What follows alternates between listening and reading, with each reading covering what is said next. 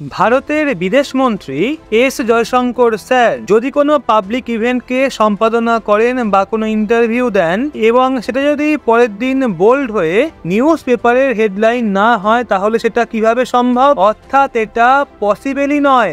এইবারও এমনটাই কিছু হয়েছে, কিন্তু এইবার জয়শঙ্কর স্যার আমেরিকা, কানাডা, চীন বা অন্য কোনো ওয়েস্টার্ন কান্ট্রি নয়, বরং ইউনাইটেড নেশনকে টার্গেট করেছেন। এই কিছু দিন আগেই Israel United Nation chief Antonio গুটেরেসকে পার্সোনা নন গ্রাটা ঘোষণা করে তার ইসরায়েল আসাতে নিষেধাজ্ঞা জারি করে দিয়েছিল, আর ইউনাইটেড নেশনের চিফকে বলেছিল যেন তিনি আজকের পর ইসরায়েলের বাউন্ডারির মধ্যে না আসেন। এই জন্য গত কিছুদিন ধরে এই ডিবেট বৃদ্ধি পেয়ে গেছিল যে ইউনাইটেড নেশনের রোল কি রয়ে গেছে। একদিকে ইসরায়েল ইউনাইটেড নেশনের চিফকে ব্যান করছে, অন্যদিকে বিভিন্ন দেশ ইউনাইটেড নেশনের গাইডলাইন্স এবং ইউএন এর ডাইরেকশনকেই মানতে অস্বীকার করছে, কিন্তু তা সত্ত্বেও ইউএন কিছুই করতে পারছে না। ইউনাইটেড নেশনের অবস্থার উপর আমাদের বিদেশমন্ত্রী কিছু মন্তব্য করেছেন। জয়শঙ্কর স্যার এই সময়ে ভারতেই রয়েছেন। হোটেলি ইকোনমিক কনক্লেভের 4th এডিশনেতে স্পিচ দেওয়ার জন্য তাকে ইনভাইট করা হয়েছিল।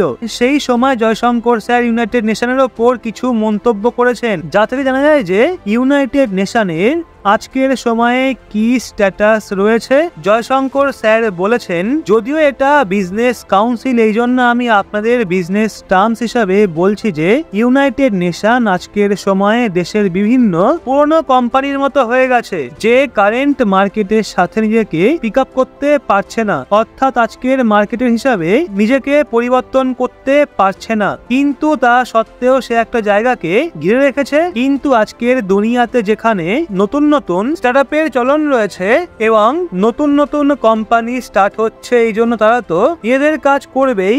অর্থাৎ ব্রিক্স এবং কোয়াডের মতো সংগঠন রয়েছে, সেগুলো একদিক দিয়ে স্টার্টআপ, কারণ ইউনাইটেড নেশন নিজেদের কাজ ঠিকমতো করতে পারছে না। যদি ইউনাইটেড নেশন নিজের কাজ করতে সফল হতো তাহলে এটাও স্টার্টআপের মতোই যে নতুন গ্রুপ তৈরি হচ্ছে সেগুলোকে তৈরি করার কোনো প্রয়োজন হতো না। এই জন্য ইউনাইটেড নেশন যতদিন পর্যন্ত না রিফর্ম করছে, পরিবর্তন আনছে, ততদিন পর্যন্ত নতুন সংগঠনকে টক্কর দিতে পারবে না। জয়শঙ্কর স্যার পরবর্তীতে আরো বলেছেন যে আপনাদের কাছে ইউনাইটেড নেশন রূপে একমাত্র মাল্টি লিডার সংগঠন রয়েছে, কিন্তু তাও অপটিমাল, অর্থাৎ যে লেভেলের উপর একে কার্যকর করা উচিত তাকে এরা সেইভাবে করতে পারছে না। আজকের সময়ে সম্পূর্ণ বিশ্বে দুটো বড় সড়ো কনফ্লিক্ট, এক রাশিয়া ইউক্রেন এবং দ্বিতীয় ইসরায়েল ফিলিস্তিন, কিন্তু ইউনাইটেড নেশন কিছুই করতে পারছে না। ইউনাইটেড নেশন কেবলমাত্র বাই স্ট্যান্ডার্ডের মতো কাজ করছে,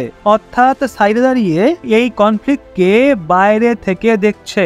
সেম একইভাবে যখন কোভিড-19 এসেছিল, সেই সময় ইউনাইটেড নেশনের বিশেষ কিছু ভূমিকা ছিল না, আর বিশ্বের সব দেশ নিজেদের মতো পদ্ধতি অবলম্বন করেছিল। করোনা ভ্যাকসিনের মতো টিকাকেও বিভিন্ন দেশ মিলে নিজেদের মধ্যে নিয়ে এসেছিল।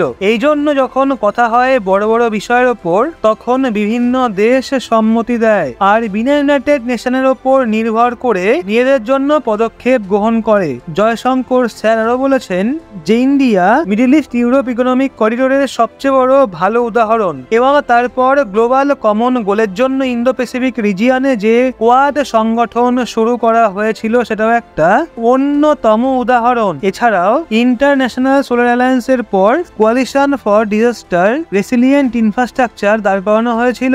এই সমস্ত জিনিস ইউনাইটেড নেশনের বাইরে দাঁড় করানো হয়েছিল। এখন আমরা ইউনাইটেড নেশনের উপর একদমই নির্ভরশীল নই। জয়শঙ্কর স্যার পরবর্তীতে আরো বলেছেন ইউনাইটেড নেশন পরবর্তীকালেও জারি থাকবে, কিন্তু একটা নন ইউএন স্পেস তৈরি হচ্ছে যেখানে সমস্ত দেশ নিজেদের প্রবলেম সলভ করার জন্য ইউএন এর উপর নির্ভর থাকছে না। এই নন ইউএন স্পেস এখন যথেষ্ট অ্যাক্টিভ হয়ে যাচ্ছে, আর এটা ইউএন এর উপর যথেষ্ট প্রভাব ফেলবে। যদিও আপনার কি মনে হয় ইউএন এর যে চিফ অ্যান্টনিও গুটেরেসকে ইসরায়েল এন্টার হতে ব্যান করে দিয়েছে, তো এটা কি সঠিক সিদ্ধান্ত ছিল? হ্যাঁ অথবা না নিচে কমেন্ট করে আপনার মতামত অবশ্যই জানান। আর এরকমই লেটেস্ট ইনফরমেটিভ ভিডিও পেতে চোখ রাখুন রহস্য বাংলার পর্দায়।